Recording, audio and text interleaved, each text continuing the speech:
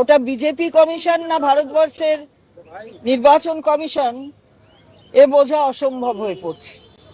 আমরা কি দেখলাম, দক্ষিণ 24 পরগনায় তাকে যেন একটা আনা হলো পুলিশ অবজারভার হিসেবে। তিনি নাকি সিংঘম হিসেবে পরিচিত। সিংঘম, বাবা! যোগী আদিত্যনাথ যেখানে মুখ্যমন্ত্রী, তিনি সেখানকার এনকাউন্টার স্পেশালিস্ট। আমি তো বুঝে পাই না যে এনকাউন্টারের মানে কি, কখন এনকাউন্টার হয়, মানে তার মানে কি যা যা জেলে বন্দি থাকে তাদের বার করে দিয়ে তারপরে তাকে মারা, আসলে মারাটাই, খুন করাটাই তাদের হিসেবের মধ্যে পড়ে বলে তখন এনকাউন্টারের নামে এইসব হয়।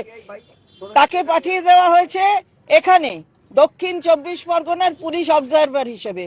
তো সিংঘাম টিংঘাম যেখানে আছেন সেখানে থাকুন, কিন্তু এখানে এসে যেটা করছেন এ অবৈধ। এটা যে কাজ করছেন আপনি, এটার বিরুদ্ধে আমরা তৃণমূল কংগ্রেসের পক্ষ থেকে প্রতিবাদ জানাচ্ছি। একটা প্রার্থী তার বাড়ি চলে যাচ্ছে, আচ্ছা কোনো পুলিশ অফিসার কি রেড করতে পারে? কোনো পুলিশ অফিসার কি কোনো মহিলাদের, তারা বাড়িতে কোনো পুরুষ নেই সেখানে ঢুকে রেড করে তাকে ব্যতিব্যস্ত করতে পারে? এটা কি কোনো পুলিশ অফিসারের কাজ?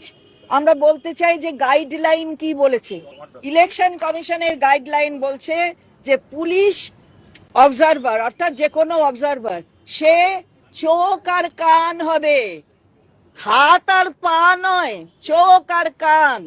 তার মানে সে পর্যবেক্ষণ করবে আর বলবে যদি তার কিছু বলার থাকে। তার মানে এই নয় যে সোজা চলে যাবে, বাড়িতে চলে যাবে। এর পাস হিস্ট্রি সকলের জানার আছে, আমার বলার দরকার নেই। এর বিরুদ্ধে কি কি অভিযোগ আছে আপনারা সবাই ইতিমধ্যেই জানেন, এবং সমস্ত মানুষই জানেন যে মহিলাদের অভিযোগও এই অফিসারের বিরুদ্ধে আছে। তো এই রকম পরিস্থিতিতে দক্ষিণ 24 পরগনায় এই ধরনের একজন পুলিশ অফিসারকে অবজারভার হিসেবে পাঠানো, এটা কোন আইনি পদ্ধতির মধ্যে পড়ে? তো একেবারে পুরো নির্বাচন কমিশন কি নিজেকে একেবারে ভারতীয় জনতা পার্টির এজেন্ট হিসেবে তৈরি করে নিয়েছে? বিষয় তো সন্দেহ এমনি বাংলার মানুষের নেই, যত যাচ্ছে দিন আরো তা প্রমাণিত হচ্ছে। আমরা এর তীব্র বিরোধিতা করি।